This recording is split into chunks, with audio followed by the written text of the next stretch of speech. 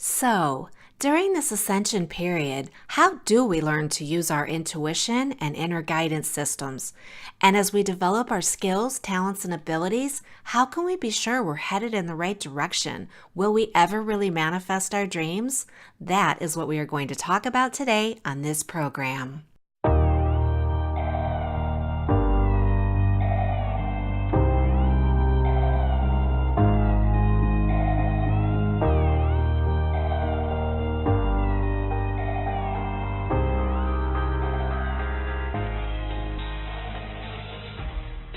Welcome to the Collective Awakening, where we have cozy conversations with all kinds of light workers, way showers, and healers on a variety of hot ascension topics. I'm your host, Debbie Dubois, and I want to thank you for joining me to talk about everything from new relationships, twin flames, and sacred unions, to tarot and astrology, to Chinese medicine and advancing healing modalities, and more. The Collective Awakening is brought to you by the RVF Radio Network and True Sacred Unions, The Awakening Toolbox. Heed the call to conscious living with the Collective Awakening.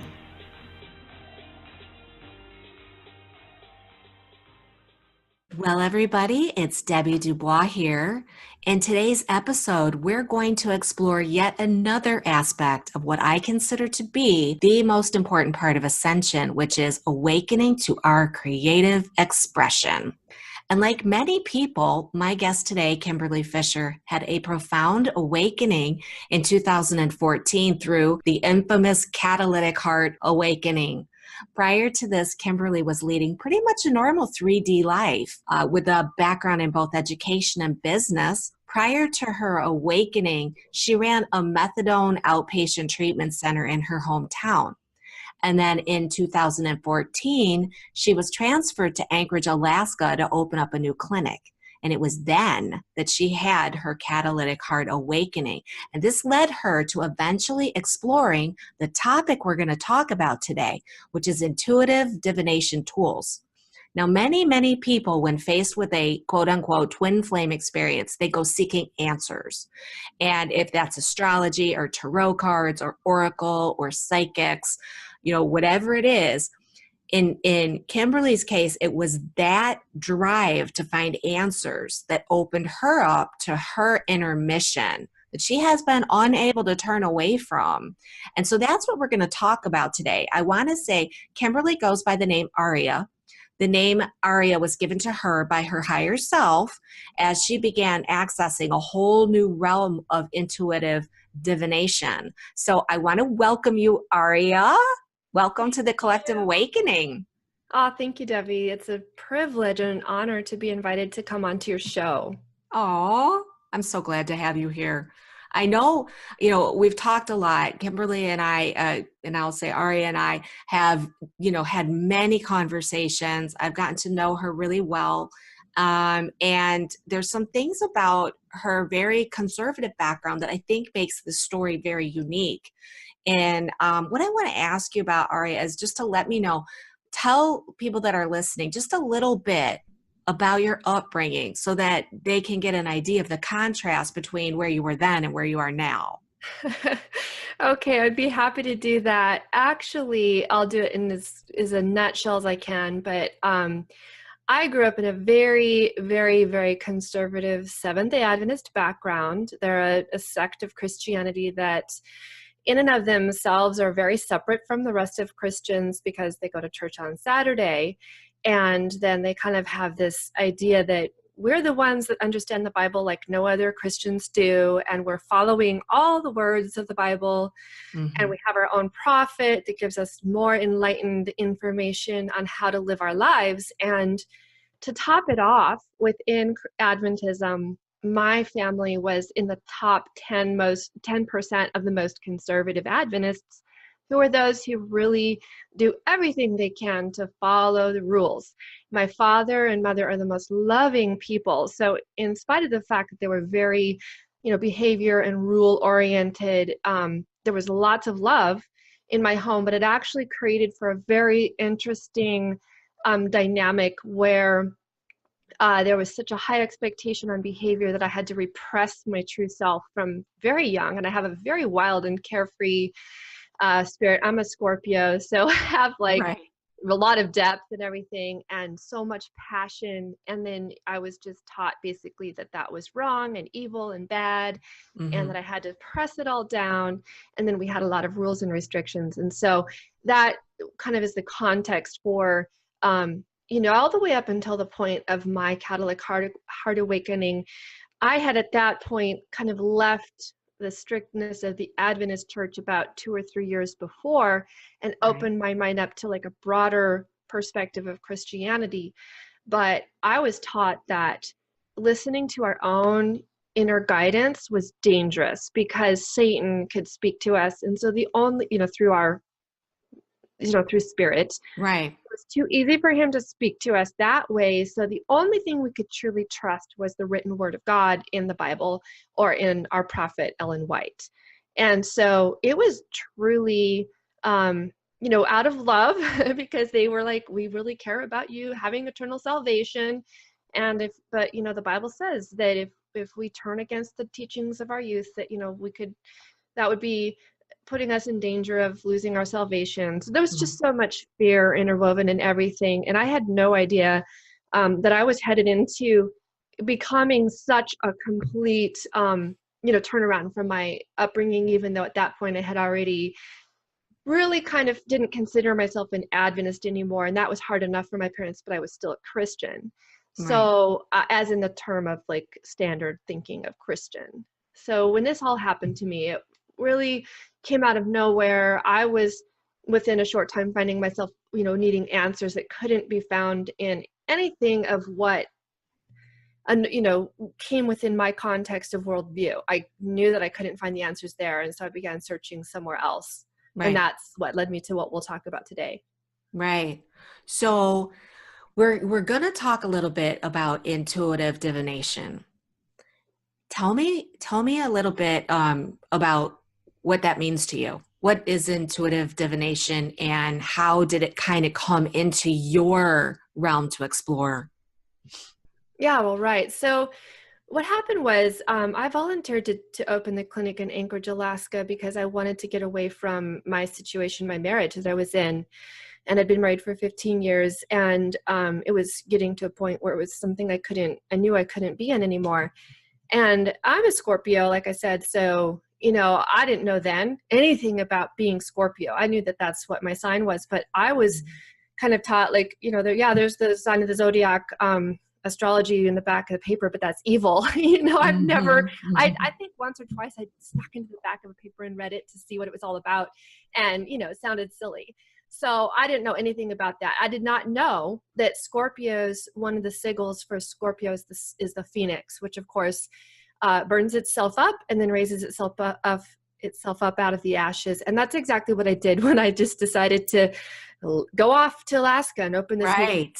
And yeah, I left my kids behind and they came up a couple months later for the summer and they were there with me that summer. But what happened was 2 weeks to the day after I arrived in Anchorage, which I arrived in Anchorage on a full moon eclipse. I didn't know that then. I wasn't paying attention. Mhm.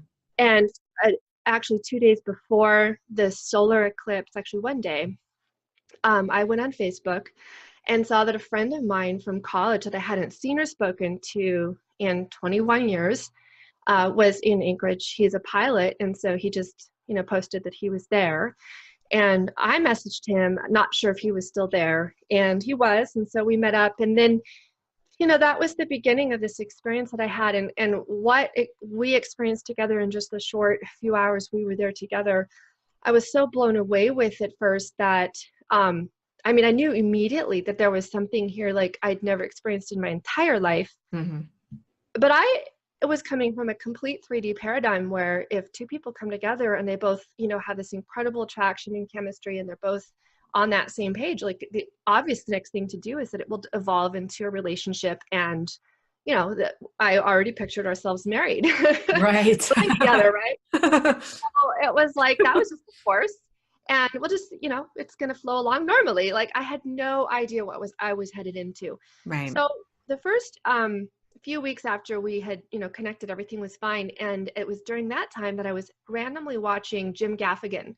And he says in his show, as I was watching something about, and I'm a Leo and my wife is a Cancer, and isn't it weird how accurate those, the zodiac sign is for people's personality? And I was like, wait, what? I'd Mhm. never even in my life heard about the fact that there is a personality attributed to a zodiac sign. All I knew about it was astrology in the back of the newspaper in like a, tiny, like 6 sentences. What's interesting about that is that I learned a long time ago, it was Linda Goodman, I think, used to have the book Sun Signs. And I used to sit and I don't know, I must have been like in my teens. And I was always, oh, how do I get along with this person? And how do I get along Oh, with that yeah. person? So I totally know what you're You getting can at. That's relate. Like it's so, funny. and of course, I am such a anything that piques my interest, I research about. So Right. immediately, like I'm watching the show and I get my phone out and I'm looking it up and I'm like, oh my God, this totally describes me. This is exactly what I'm like. And then I looked up different people I knew. So just what you're saying.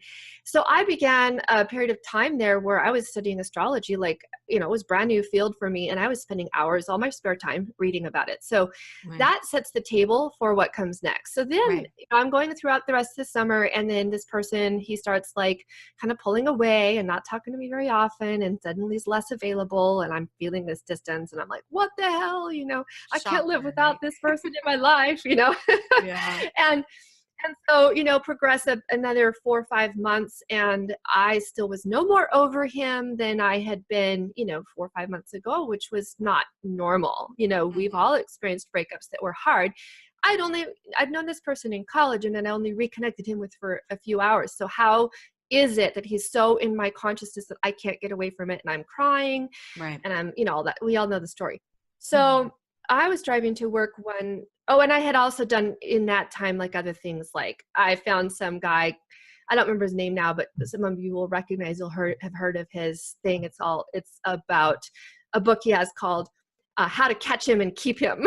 Oh boy. And so I downloaded that ebook and, and there's a lot of good stuff in there. And I was like, okay, there's a lot of self-help and self-improvement kind of stuff. And I get that, but Right. so I was driving. Oh, I'd also started trying to date, and I'd gone out on a few dates, and then I was kind of actually seeing someone a little bit, and Mhm. but I'm still thinking about this other person all the time. So I'm driving to work one morning early, and it's raining and it's dark, and I'm crying, which is not uncommon. That was happening all the time, Right. and I was like, finally, I sent out this call. I said, "What is going on? Why can't I get this person out of my thoughts? Why is there some reason?" I asked a question. It was a call out to the universe, and I didn't know that that's what I was doing. Is there some reason I can't get him out of my mind? And at that moment, my eyes fell to the car in front of me, and it's through the windshield wipers and the pouring down rain. I see that the license plate on the car has his first name. And I was just Wow. like, what? Goosebumps. It was, yes, instant. And I was just like, oh my goodness. And I look again, I blink my eyes, the windshield wipers go again. And I look again, and it says his first name and his last initial. Oh my And then I gosh. was just like, okay, what the hell is going on? I get to work, I close my office door, I sit there, I'm crying, I don't know what to do. And then I thought, because I've been looking into astrology, I kept running into like ads for Keen, the psychic hotline, keen.com. Mhm. And I thought, maybe I'll call a psychic hotline. Now, you have to understand that from my background, all of Right. this was just completely pure evil. I was taught that a psychic, all they're doing is channeling Satan. Oh my And God. yeah, so Yeah. it was like, but there was something inside of me that knew there were no answers to what I was experiencing in everything I knew about. I had Right. to go beyond.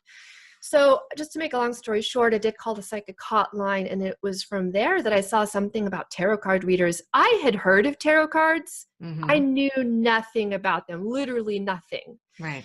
And so, but for some reason that just was, starting to learn to listen to my intuition. I didn't know that's what I was doing. And so, I thought, I've got to get myself a set of these cards. And I went down the street and found an antique store. I didn't know where to buy them. I didn't know that you could go buy tarot cards in a bookstore. Barnes and Noble was down the street the other direction. I went to an antique store because that's all I knew about tarot cards is they're old. So I That's invited, so funny. yeah, I go in there and I'm like, do you guys have any tarot cards? And they're like, We might have some in the back room. Yeah, they were talking to each other. Yeah, we put some out last Halloween. Maybe they're back there. So they came out with this deck of old tarot cards, the original Rider-Waite in like the old box, like the classic. They were probably printed in the 50s. And Wow. yeah, so that was my first deck of cards. And so I started spending hours and hours a day journaling, looking up every card, doing tons of spreads. And that was truly the beginning of my journey into tapping into my higher knowing and my intuition. And so that's why, to me, intuitive tools, because I believe that everyone on this planet is on this same kind of journey. We have different ways of getting there, Mhm. but the ultimate goal for all of us is to be tapping into our own higher knowing. And until we really break down the veil, the barrier that is between us and our higher knowing, we need Mhm. tools to help us get there. Right. Bashar, I think is it Bashar that talks about how they are permission slips. Oh, I They're love like, it. yeah, permission slips for us to be able to tune in.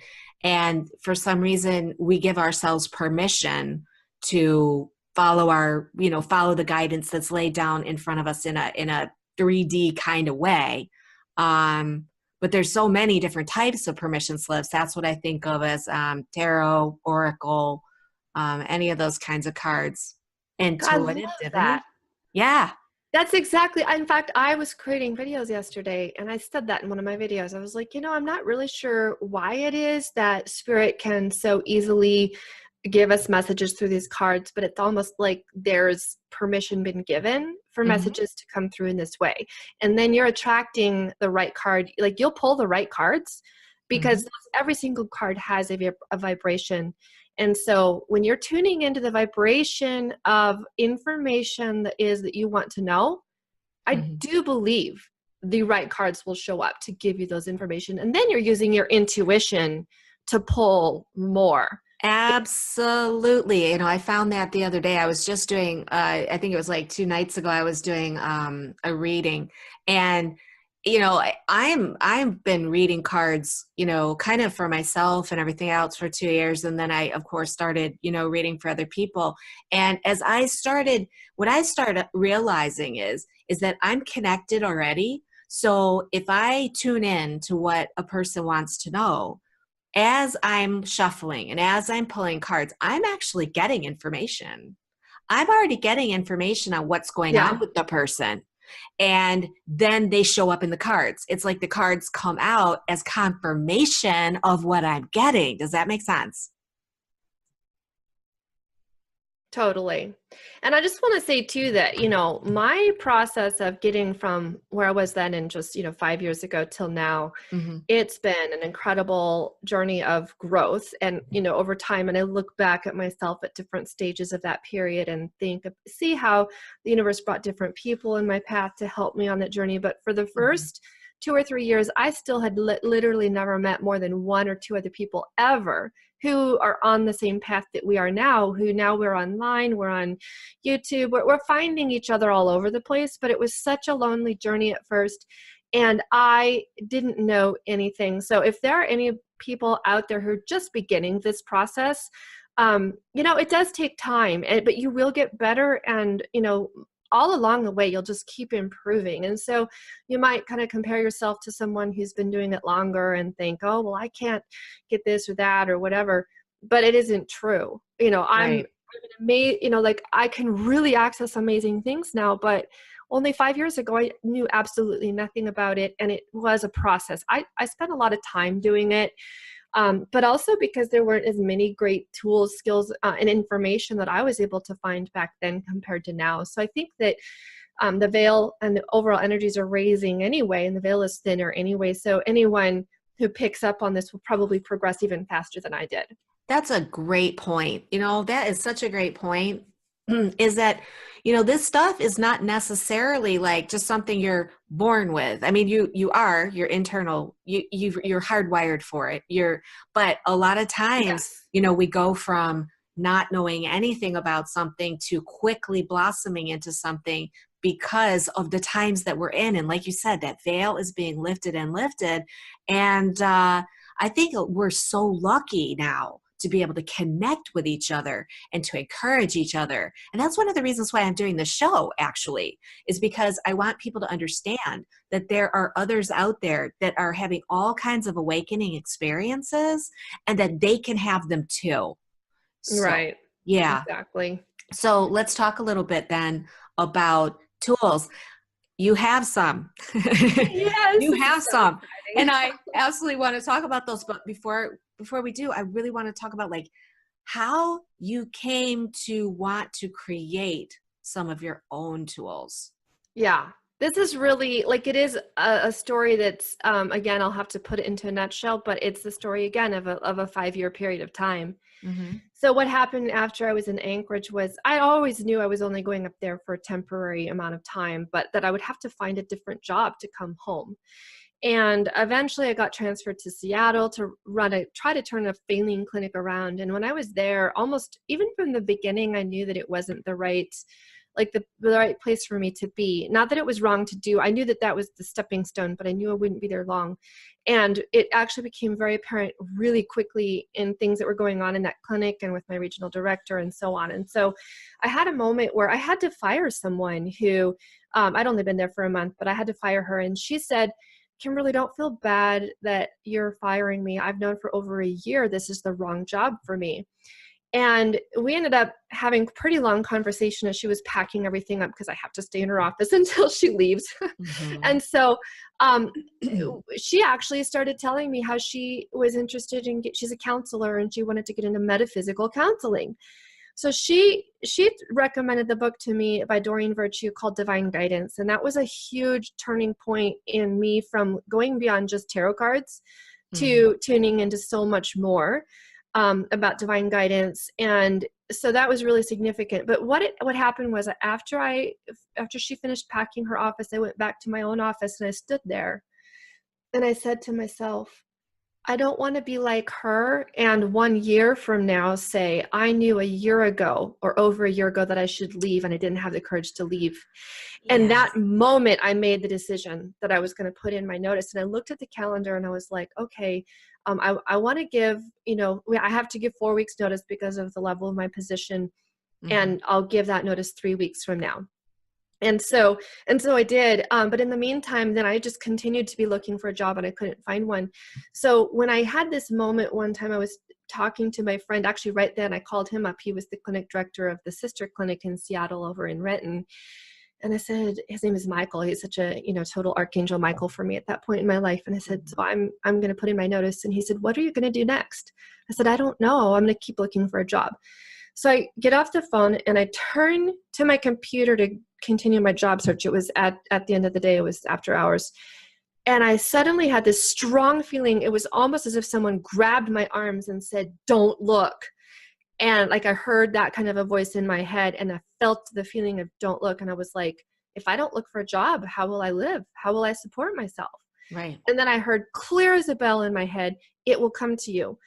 Now, understand too, this was the very first time I'd ever felt and really experienced like a straight up message from beyond. And I'm not that person that's always hearing voices and getting sensations and feelings and stuff. So this was huge for me. And so I surrendered at that moment. And this was totally new for me as well. And I was like, okay, I'm going to give it 2 weeks. But in 2 weeks, if it doesn't come to me, then I'll be looking again. And the next day I got this idea for something and it started pouring in and it was creative. And I started realizing I could take this idea and turn this in and make it into, so I just began getting this idea. I'm not going to go into that because it turns out that even though that idea was my motivating turning point and it gave me something to focus on, it didn't pan out in the long run. It took me, that idea led to a second idea and a whole development of an idea that I had for school and nonprofit fundraising that I was going to go through. And I spent almost 3 years working on this project and building in different ways on it and getting it to a certain point. But after a total of 3 years time, I finally had to completely let it go. And there was a point in there that I felt like I was advanced enough in my journey to know that I wasn't a failure and to not go into that idea of being a failure Right. but the temptation was huge, Oh, because of I put course. everything into it. And I had not found a full-time job in that time. I went back home. My dad and I built a house together. I designed it and I helped him build it. And then I had to just sign it over to him because I didn't have a job to finance it, to Right. refinance it. So I pay rent, to my father now for the house I built and we built together. Hmm. But that's fine. So basically, in a nutshell, I have not had a full-time job other than for 4 months as a summer camp director. As of a Girl Scout camp, I got a job the next summer. But other Hmm. than that, I haven't had a job in 5 years. And there were the first 2 to 2.5 years of that time were brutal. I had odd jobs here and there and things that would come through. But I understand now that I had to go through a process of completely detaching from money, fears about money, and I've never had a lot of money in my life anyway. So it was, Right. I've always had kind of like struggled with finances, and then to go through that level of struggle, it was hard. Right. So I know it was all part of the plan. I needed to.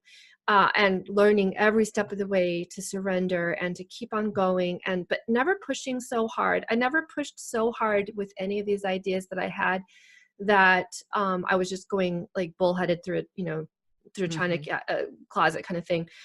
So along that way, though, I developed more skills and tools that have enabled me to do what I'm doing now. And I'm already an incredibly creative person. My mind is always going a million miles an hour. I have, whatever idea I get, I just, have so many things to create in my mind, and then I bring it into fruition. I design clothes and I sew. I cut snowflakes by hand, with paper, and it look like people are, like it looks like a real snowflake. Right. That's just some examples. I create. Last summer, I designed and built a cabin. My dad and I built a post and beam style cabin, and I love to create and make things in design. And Right. slowly along the way, we built up. With my dad's help, I've built up. I have now 3 different units in my home: the cabin and a downstairs suite and another room, and I rent them out on Airbnb. So I've built up over time an income, and that income is really great because it's completely flexible. It only takes, up to, in the summer busy season, maybe 4 hours of my time per day, and I make now almost as much as I did as a clinic director. That's amazing. That is Yeah. And I'm absolutely only working from amazing. an hour. Some days Oh, I'm not working at all, if there's no room to flip.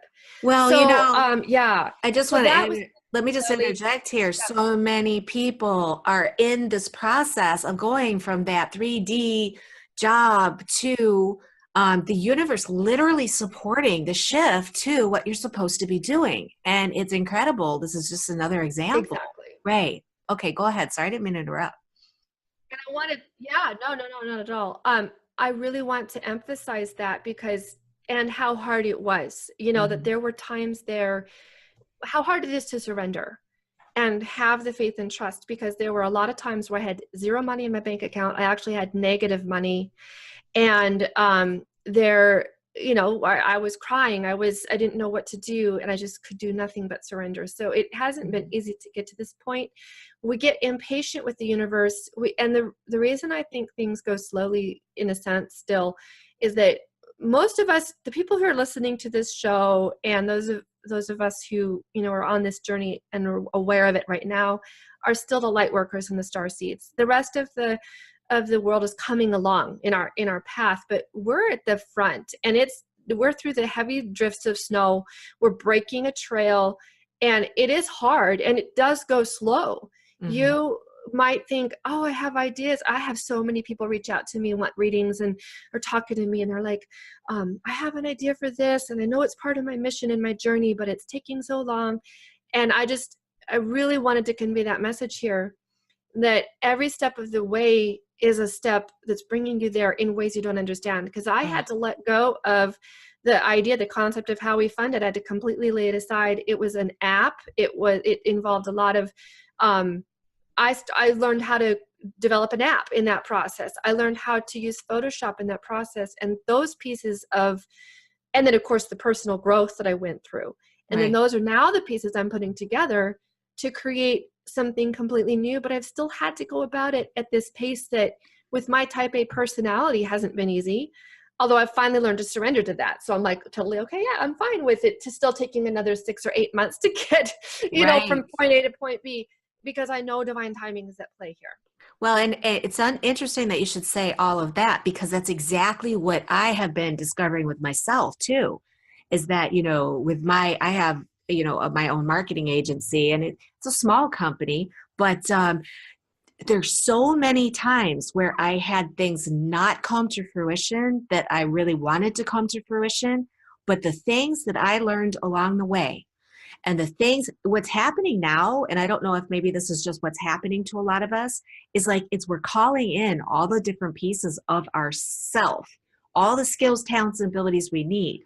And we needed to go through the experiences that we've had in order to get to the place where you got all the skills and the tools in the toolbox to use. And I mean, everything from just, I look back at acting, I look back at audio recording that I had done before. I look back at video recording I've done before, training and development that I've done before, market, you name it. It all starts pulling into what my divine expression of authentic self is. And it takes time and doors open when they're ready. So, if you're in this particular position, please take comfort in knowing that it is just a process of unfolding. And it's Right. try to stay in the moment of now and let it unfold. Because what we're going to start talking about now Aria is such a great explanation of what happens when you do that. So keep going, keep telling Oh me. yeah. Yeah, we're just getting to the good stuff now. So Yeah. basically what happened was it was in the summer of 2017 that I laid the whole how we fund it app idea aside. And in the fall of that year, I also that summer I just had a fun summer. How many of you guys out there have noticed that spirit often just gives us like a break from the hard spiritual work in the summer? That's almost happened to me every year. It's really weird. But anyway, I had a break from, like this intense, grueling experience of the process of awakening. And I had a fun summer. And then I wasn't reading cards. I wasn't doing much spiritual work other than my daily hike on the mountains kind of thing. And then toward the fall, I'm getting back into it again. But I was getting bored with the tarot. I had been studying it for so long. And I was like, I did a card spread and I was like, I'm going to see what else these cards can say. And I looked up online and I found a website called Tarot Verbatim.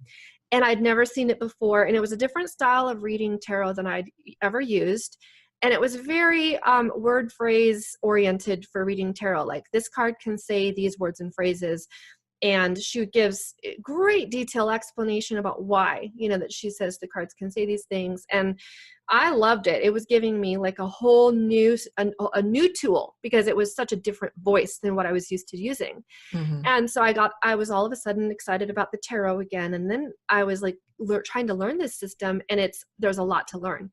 And so I thought, well, what this really needs is some kind of an app that would, provide all this information. And then you can put these words and phrases together and create sentences and create your message. Mhm. And I was doing readings for people and I was like, oh, it's so much fun doing readings like this. And so then all of a sudden the idea of how to create the app came to me, and I sat down with Photoshop and created every single screenshot, one screen after another, and this is how it would flow. And because I'd already gone through the process of finding, a team of developers to develop an app, I knew what to do and how to go about it. And then it was that my very close friend and the person that you recently interviewed, Lisa from Green Woman Wisdom, Right. she and I are talking all the time. And I said to her, I really feel like this is something we should do together. And we had started channeling. We would go and do sessions together where we would channel. And it's really odd that my higher self, Aria, would do most of the talking. And the way the sessions work is that Lisa goes into such a deep trance that even though she's conscious, it's hard for her to like keep it going, and she needs the questions. And so I'm staying completely lucid and like normal. And so I would ask the questions and then I would type everything. And so we were getting such amazing information. It was huge for our own spiritual growth. And we ended up channeling every card of the tarot deck, and it was really, really great what we were getting. And so I wanted to put all of this in the app. And then we had someone step forward who gave us money to get the app developed. And so we moved forward with that, found a team of people in India who would develop the app. And it was supposed to get done in 4 months' time. And to make a long story short, a year later, it was still only 90% finished, and it was kinky. And there were lots of things about it. I could tell it was going to be an amazing app. Certain things worked fine. But the fact that it took 6 months to even try to fix one or two little things, I was like, there's no way I can even get the last 10% of this app smooth and, operating enough to actually launch this app. It's not going to happen. And so I, again, just set that aside, surrendered that. And it was like, I know that this is going to be something I'll bring forward, but right now, and with this team of people, it's not. Right. And I had no money. You have to understand that at this point too, I hadn't built up my Airbnb business as big as it is now. And so I was still really stretched thin. It was doing better than it had before, but I was stretched thin. I have no money. And so I set it aside thinking, well, it'll happen when it's meant to happen.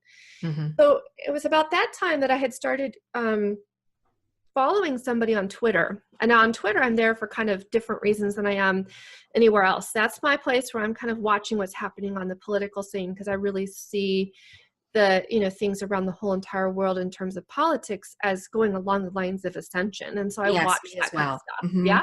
You got me into that. Yeah. Yeah. And so I started following this author named James True. And I was blown away with his writing. And I went to his website and read every article there. And you can tell he's totally awakened. All of his articles are all really, truly about awakening, but then kind of touching how it's playing out in our life, in the world, on the world platform of somewhat politics, but just things like the structures, I would say, that really entrenched thing of this matrix, that it's what we're breaking. Right.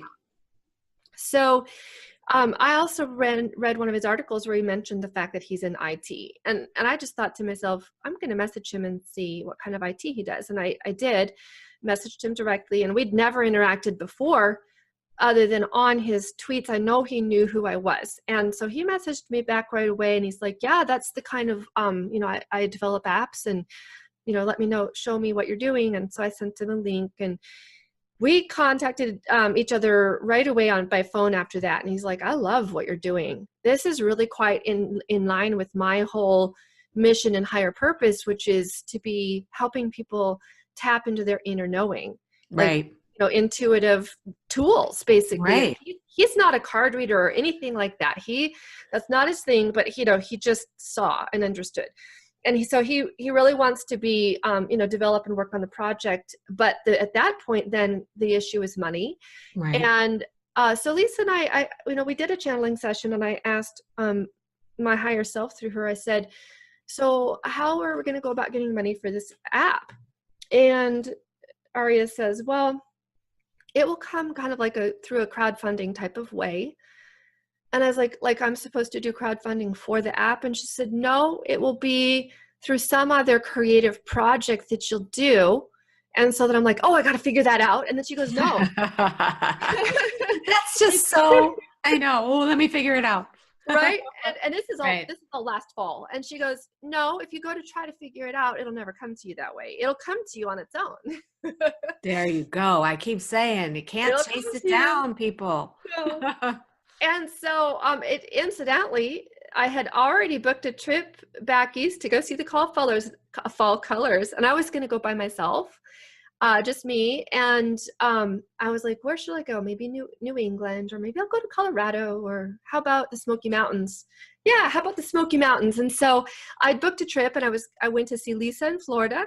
And then I went to Atlanta, and I had rented a car, and I was going to do this week-long trip up the parkway up there.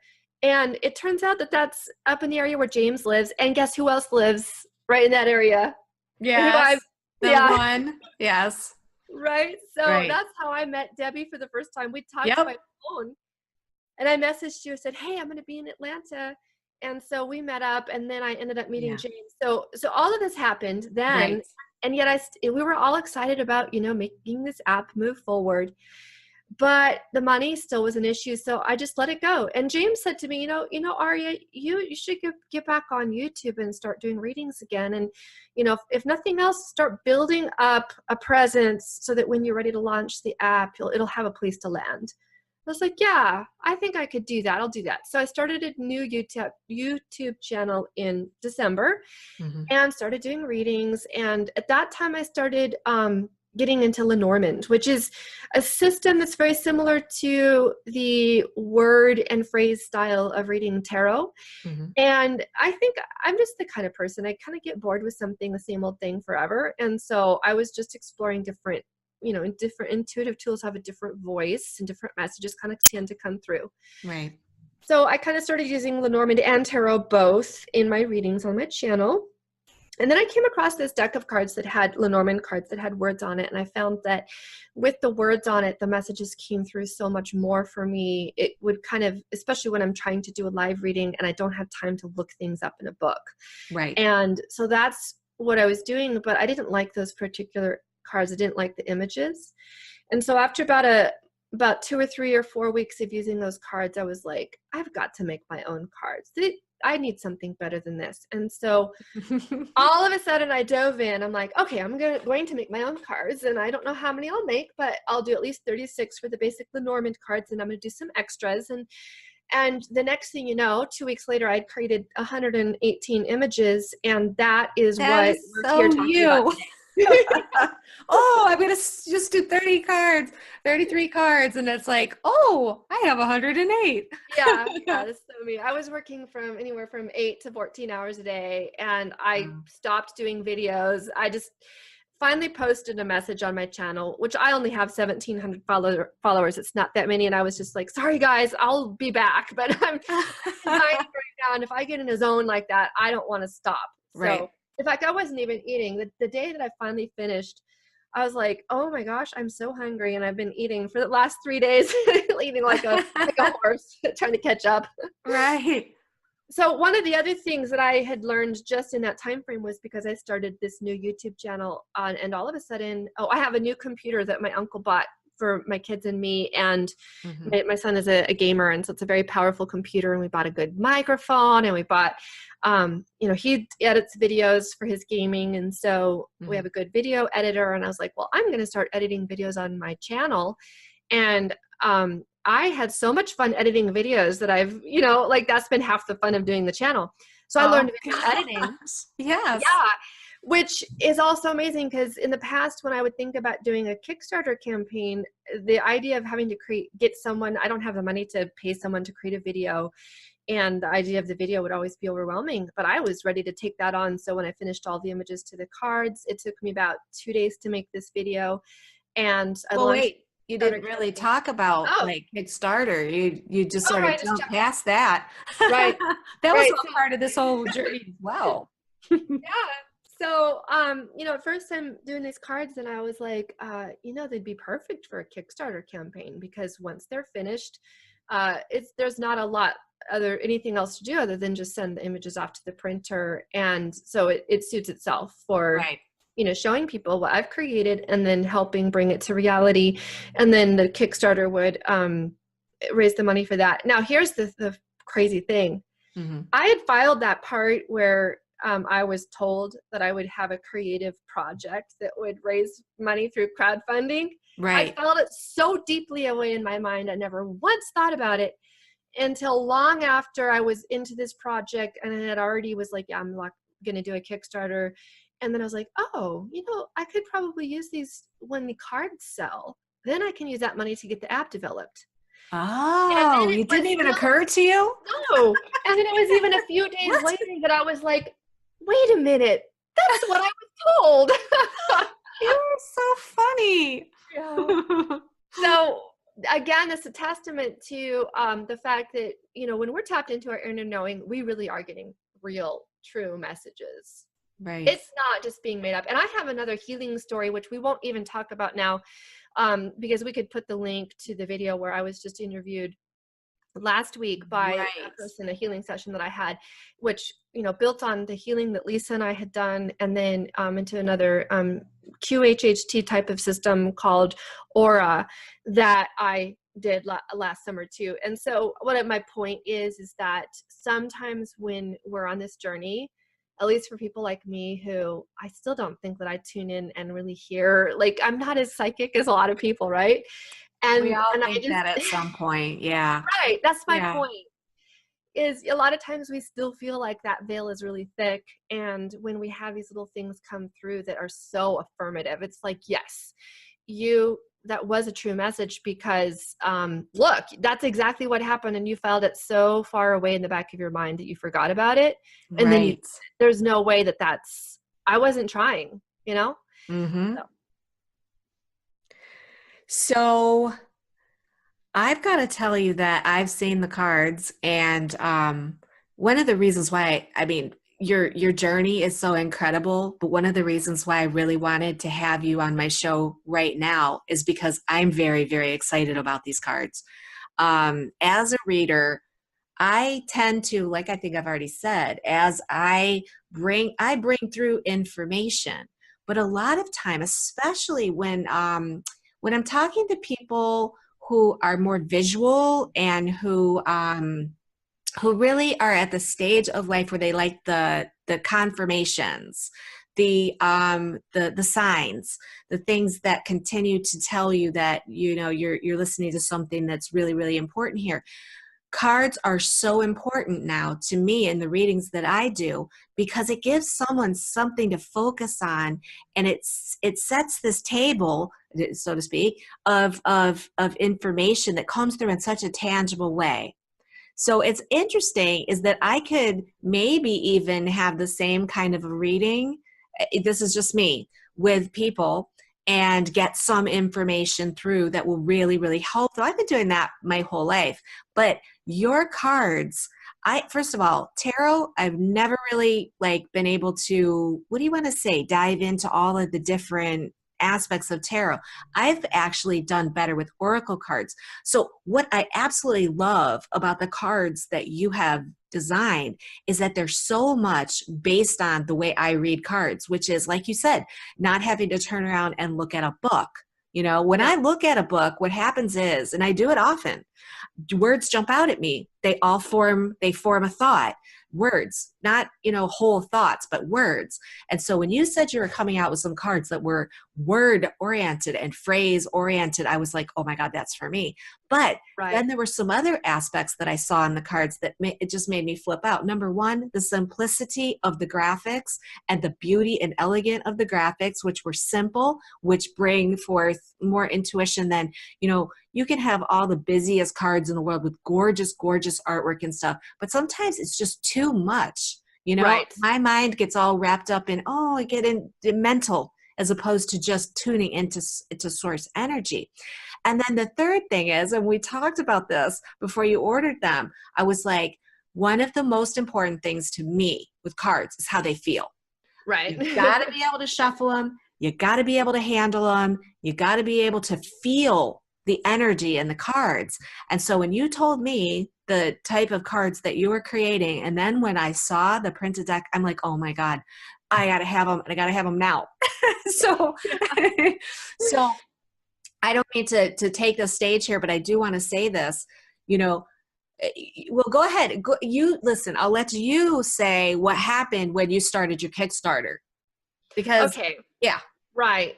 So, well, first of all, I want to want to describe the cards a little bit more, Okay. because and the reason they have such simple, clear images is because it is based on a Lenormand oracle. And I won't go into a lot about Lenormand right now, but if anybody wants to search it up, you can do that. And the idea with the Lenormand is it's based on 36 cards that are images, very simple images, and you just focus.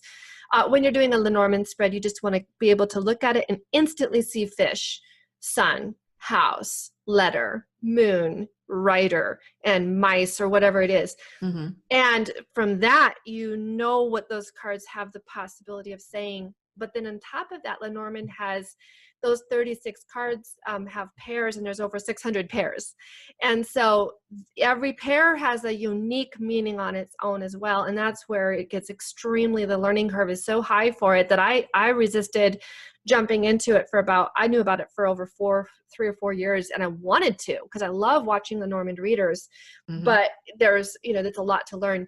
And so I have been doing that. I've been doing the research and taking the time, but I also know that a lot of those pairs, they don't really say 600 different things. There are 600 pairs that have that mean something else, but there's also overlapping. And so as a reader too, I kind of find that that enough messages could come through in, like, say, a deck of 72 cards or whatever, that you wouldn't really have to learn so many pairs. And so I set out to create, first of all, the original 36 Lenormand cards, and that's why the images are so simple and clear. And then I was like, I'm going to add cards to it, and I didn't know how many I would add, and I decided to just do a companion deck that's another 36 cards, where they're numbered the same as the original Lenormand, which also have card suits on them.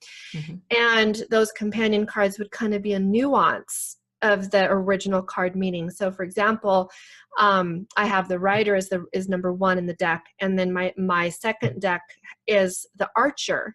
And the idea of the Rider is that it's messages, it's news, it's traveling fast, it's focus, achievement, accomplishment, getting toward a goal, movement, and everything.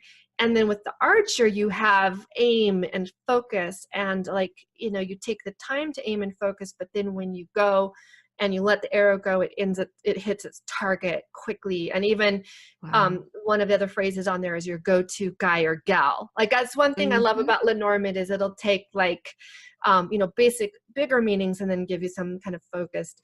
So that's just an example. So all the way through the second deck, you have these other cards that bring in a whole nother meaning, which often is like in traditional Lenormand, it'll be like, what does the ring and the heart say together? Well, in my deck, the card that I have for the heart is the Celtic knot. And the ring and the heart together in original Lenormand talks about an actual love connection that's very strong, a strong bond, a commitment, deep commitment. And so then my heart card in the second deck, the nuanced deck, is Celtic knot, which has all the meanings of a Celtic knot, which is infinity and deep and everlasting. And so this is how that second deck works. So far I've used them where I take decks 1 and 2, shuffle them together, so I have 72 cards, and the messages that have come out of them have been astounding. Right. Now, at the same time I was creating all of these images, I was like, well, I do want to have timing cards. And I think the best way to do a timing card is the signs of the zodiac. And so I have 12 timing cards that go through the calendar of the zodiac. But for example, on each card, I'm looking at Cancer here, and it has timing within 1 to 3 months during the summer, or from June 22 to July 21. And so throughout the deck throughout the 12 cards of the zodiac, you have like these different time frames to choose from. I have found so far that they seem like they're really fun to use and quite accurate. Right. Another thing that's on the zodiac cards is that there's a picture of a person, and then it says King of Water. Princess of Earth is Virgo, Prince of Fire is Sagittarius, King of Fire is Aries, Prince of Air, Gemini, and so on. So we have characteristics that we're used to in tarot. So what I like with what I've done with this deck of cards is I kind of have brought in some of the essence of the tarot into Lenormand. Love so it. You can actually shuffle these 12 cards right into your regular deck and let them show up as people, which I feel like Lenormand is great, but there's only 2 people cards. There's a man and a woman and a child. There's 3. So you kind of have a lack of people, of personas in that deck. So if you wanted to shuffle those 12 cards in, you could. So then I'm also kept having animals show up when I was just going through brainstorming. Okay, what new cards should I add? And I would be like, oh, well, the eagle could say this, and the wolf could say that, and so on. So I started thinking, I've got enough cards that are not animals to match up to make 36 of the nuance, the second deck.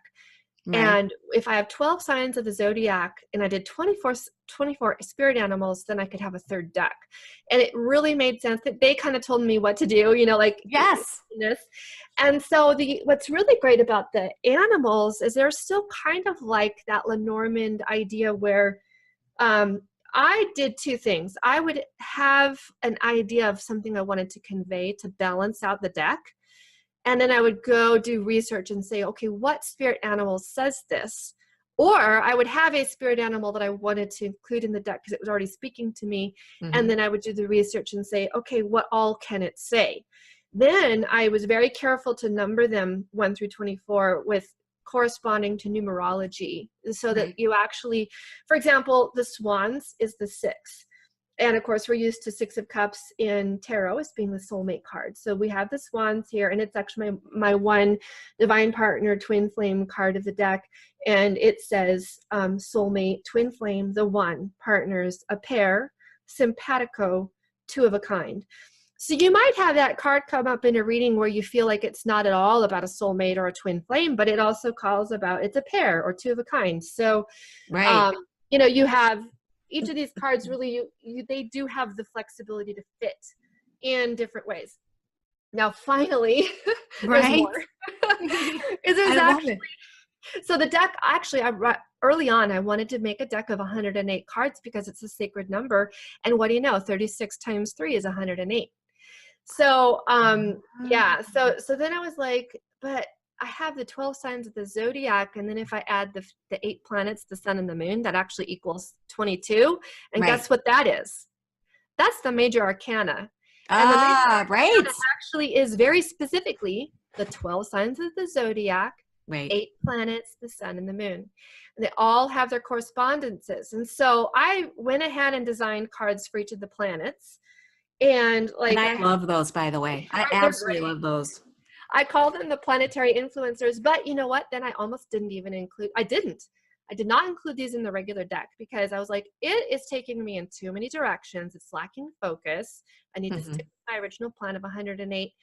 So it wasn't until I started my Kickstarter campaign that I realized that if I did go ahead and print them and offer them as kind of like a special, something available as a bonus only during the campaign, Right. that it could be a really, I mean, I want to give it to people. I Right. want them to have these because they really are helping the overall use of this spread, of Right. this deck of cards, but they really are separate.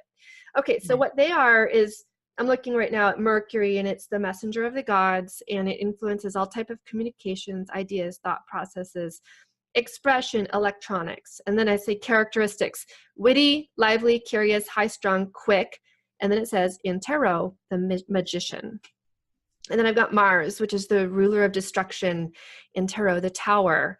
And then it tells about its, attributes and so on. So I have every one of the planets and stuff, and they're beautiful cards. So Right. what I'm doing right now with my spreads, you could shuffle all 118 cards together, but Uh, I'm holding them out separately and I'm pulling them as like, okay, so now what's influencing this situation? And they've been incredibly accurate. right. You still there? Yeah, I'm still Oh, good. It's like all of a sudden it got quiet. I the, wondered what if was that? Like the 38-minute pause there. oh. So Um, well, all right. So I guess now that you've told everybody what these cards are all about, I mean, what I wanted to say about it is that what happened, I wanted you to tell people, this is what I think is so exciting, is that once I found out she was doing a Kickstarter program and she was going to be able to print them, because anyone can have a great idea, but unless you have the ability to actually create it, it doesn't go anywhere. And I was right. like, I really, really want these cards. So when you told me that you were doing the Kickstarter, I really didn't know what to expect. I mean, of course, I'm always hoping the best and everything, but right out of the gate, I mean, within how many days you had half of it, you've met your first goal. You're halfway there? Halfway there in 3 days. It's a 40-day campaign, and I Right. set the goal for $5,000, which is the minimum that I wanted to have in order to print a small run of these cards. Right. And even with that small run, I would have, be able to sell the rest of the cards and make enough money to get going on the app, which is my goal. Right. But, my back of the pocket goal is actually more around 15,000, so I can do a larger printing. And Right. so yes, it was very amazing that right out of the gate, I was getting like, 1, 2, 3, 5, 10. Right. And 3 days I have 33 supporters, backers who've That's already wild. putting 33 you. that I means. know, 33. Well, I was going to say, I mean, I want to bring that up because anyone that is interested in taking advantage of getting some of these cards as soon as they're available. Or if you want to support Kimberly, I am going to put a link to the Kickstarter program. What that does, though, is it gives me a whole bunch of new ideas in terms of any of you guys out there that are, thinking about what you're here to do. And if you've got a mission that's burning inside of you, or if you've got a dream that you're trying to make true, hopefully you'll see this as a possibility for how you can go about doing things. But before we wrap up, because we are running out of time here, I want to ask you, Aria, if you'll be willing to do a video with me, because what I want to do, and this will be outside the Collective Awakening, it'll be available on True Sacred Unions, the Awakening Toolbox, on probably on Facebook. I don't know if we're going to do a Facebook Live or I'll set up a video. I would love to have a video broadcast where we can look at those cards, and maybe you and I could even pull some cards for people, or just to show, because these things are amazing, and I'm on the list, guys, to get the first deck. Yeah, Like actually, she's on the list to get an early printing. So I've had one deck printed. It cost me $88 to print this one deck. right, I received it within 5 days, and I'm going to right. have an opportunity to make a few more editing and some changes that will help. Then I'm going to purchase like another, few more decks, and Yeah, you get to have one of them because you're going to I use was it on your channel. I So was gonna say I definitely am, and I absolutely love them. So I would hope that you'll do a video with me. absolutely would love to. Yay! That'll be Yeah. fun. That'll be So so much fun. the other thing, about creating all these images is that these images will be most likely used in my app. So when the app comes out, we're taking all of this to like a whole nother level. Right. And I'm so excited about that. But still, it's just like, to me, this is an example of how the process of how we're led to get from point A to point B. Sometimes we're led through an entire maze. And so if anybody is out there feeling like, okay, you're getting there, and in the way you said, like, this is, finally bringing something to fruition of all the ideas I've had in 5 years, other than building up my Airbnb business, this is the first time that I've brought something truly into a very tangible fruition. So, and I'm not saying it'll take everyone else 5 years, but for those of you out there who are struggling and feeling like, oh my goodness, it's like not going anywhere, just don't give up. Just Right. keep on going and surrendering along the way, because they will come to you, but they're going to come in pieces. And you have to have the patience with yourself and not judge yourself for what seems like failures, because I had a lot of them. Well, and what I found in that along those lines is that you actually have to go through an undoing process of the blocks that we have to abundance. Just like we think about the Rumi quote that talks about unblocking ourselves to love, we have a lot of blocks to using our creative expression. And we do. have a lot of value issues inside of ourselves. It's like we're programmed to not have any value within ourselves. And we have to go through a process of letting all that stuff go before we're actually at a place where we can manifest and where we can bring these dreams to fruition. So I just want to thank you so much, Aria, for joining me today on the program. I'll wrap up now here. This Oh, I week, just want to say oh, one go thing ahead. before Yeah. you wrap up. I just have to say this. This is a confession, and it's almost hard to make, but I want to make it because I think that people need to hear this. Okay. The door, you just heard the door close. My daughter walked through here. Okay. So I'm sitting here on the computer, and every image that I'm creating, I'm like, I'm so excited about it. And I would, get my daughter, come look at this, and show my son. And I would be like, I'm so good at this. I'm like, having so much fun. And my daughter's like, I love that you have so much self-confidence. And I have to say, like, when you were talking about our blocks, Yeah. I was raised with this idea of like, we should be humble, and and I do feel like that I'm overall, like, I feel humble about this. Like I am a servant. I'm a servant to all, but at the same time, like, really just understand that you are so gifted and so talented, and you have it in you, and relish, whatever you're bringing forth. Like when I'm doing that, I'm just doing it with just great joy and excitement. Like this morning I told you, oh, I've got another idea for another deck. Like I know I'm going to be producing more. Like Right. in fact, you're going to have to hold me back, because No. allow every deck to like reach its full potential for Right. sales before I produce another one, but Right. I'll be making more. So I totally relate to what you're saying, though. It's like, learning all the different things that I've been learning. And I sit in my office and I smile ear to ear. And I'm like, how can I be so blessed to do the stuff that I love? But so much of that is learning how to let go of all the blocks that we have that say you're not supposed to have fun. You're not to at work, And Lisa, speaking of Lisa, she was talking about, how she doesn't like to say people work with her. We're still trying to come up with the word that means right. working without working with someone, collaboration that might not work in that situation. But it has been a joy to have you on here, and I could see having you on again. I mean, I think there's so many other things that we can talk about. I wish I had more time to talk about it now. But anyways, thank you so much for being on the show. I really appreciate it. Oh, thank you for having me. It was my privilege. This week's Collective Awakening has been brought to you by the RVF Radio Network in conjunction with True Sacred Union's The Awakening Toolbox. Please subscribe to my website's blog at awakeningtoolbox.com if you'd like notifications of future episodes. You can also drop me an email there as well if you have any questions for me or my guest, or maybe you have some suggestions for upcoming episodes. Follow me on Facebook at True Sacred Union's The Awakening Toolbox if you'd like to know what else is coming up or just enjoy Ascension-related posts. I upload this broadcast weekly on Sundays for your listening pleasure. Thank you so much for listening, and be